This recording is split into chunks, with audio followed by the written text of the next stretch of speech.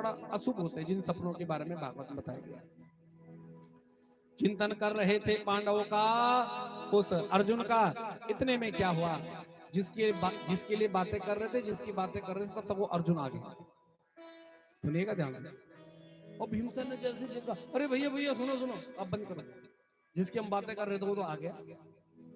अब जैसे युधिष्ठिर जी ने देखा, अरे भाई तेरी चर्चा चल रही थी, लेकिन क्या देखा, अर्जुन का जो चेहरा था ना वो मुरझाया, उसकी जो माथे का जैसे मस्तक का तेज था ना वो खत्म हो गया था, शून्य हो गया। अरे भाई तू कहां था इतने महीने से? अब देखो तू भगवान के साथ था तो सब कुछ ठीक ठाक था ना, तेरा चेहरा ऐसा मुरझाया हुआ क्यों है?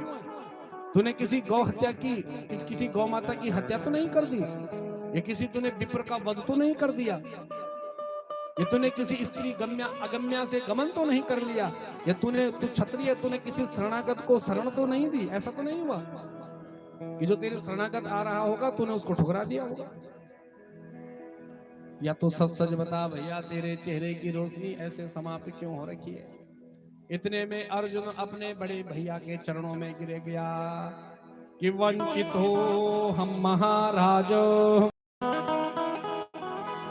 हरिणा बंधुरूपिण। भैया मैं सच बताऊं, अब हम वंचित रहेंगे। वंचित रहेंगे किस चीज से वंचित रहेंगे? बोले जिस परमात्मा ने हमारा साथ दिया था ना, कौरवों पे हमने जीत हासिल की, तो ऐसे थोड़ी कि हमारे साथ पीछे कृष्ण खड़ा था ना, हर जगह से उसने हमारी रक्षा की। लेकिन अब वो परमात्मा हमसे बहुत दूर चले गए। भगवान का हमारी भक्ति से, हमारे जीवन से दूर जाना भी पता आपको क्या होता है? उससे भी हमारा तेज खत्म हो जाता है। क्योंकि कितनी बड़ी बात बता रहे भगवान। इतने में कुंती महारानी ने सुना कि भगवान हमसे दूर हो गए। कुंती बोली, क्या कहा तूने अर्जुन? बोले हाँ सच बात है। कुंती महारानी भगवान का वियोग नहीं सह पाई। हे कृष्ण हे कृष्ण हे कृष्ण, हे मेरी माताओं, अपनी योग की अग्नि में बताओ पहले के ऐसे होते थे। और भगवान का ध्यान किया, एक आसन में बैठे, जैसे सती का प्रसंग आता है, और अपनी उसी अग्नि में जल करके रहा।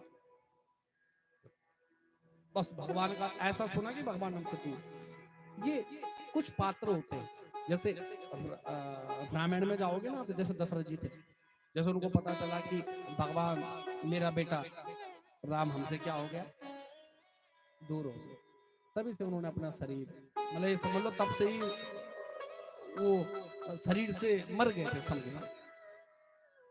फिर धीरे धीरे क्या हुआ, फिर उनका शरीर गिर गया। माताओं, वहां दशरथ जी, और इस द्वापर में कृष्ण लीला में माँ कुंती का एक ऐसा रोल रहा जो भगवान का वियोग नहीं सह। उसके बाद पांडवों को पता चला, पांडवों ने कहा हमने भी क्या करना है, यहाँ रह करके बद्रीनाथ के ऊपर चले गए, बद्रीनाथ की तरफ चले गए।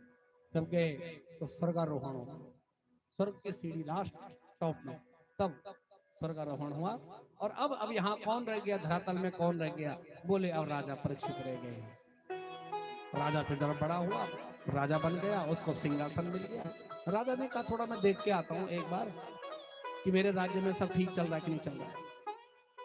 अब जो भी राजा बनता है तो राजा का वैसे देखा जाए तो सब नियम तो ये बोलता है, शास्त्र भी बोलता है और राजनीति भी बोलती है और धर्मशास्त्र भी बोलता है कि भैया राजा का काम मनुष्यों को ही देखना नहीं है, उनको जंगली जानवर का भी ध्यान देना पड़ता है।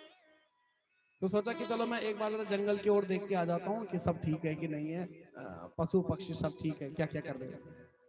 राजा ने अपना धनुष बाण पकड़ा, राजा तो राजा था, और अपने जंगल की ओर चला गया। ध्यान से सुनिए, जब जंगल की ओर गया तो उसने क्या देखा, एक गौ माता रो रही है। गौ माता क्या कर रही है? माता रो रही है। अब राजा परीक्षित ने देखा कि गौ माता रो रही है, तो सामने गई और सामने गए, बोले हे गौ माता, तेरे रोने का कारण क्या है? तू सच सच बता, तू रो क्यों रही है? इतने में जब ये क्वेश्चन किया तो गौ माता ने कहा मैं क्या बोलूं। सामने देखो राजन कौन है, सामने देखा तो वहां पे एक बैल खड़ा हो रखा है।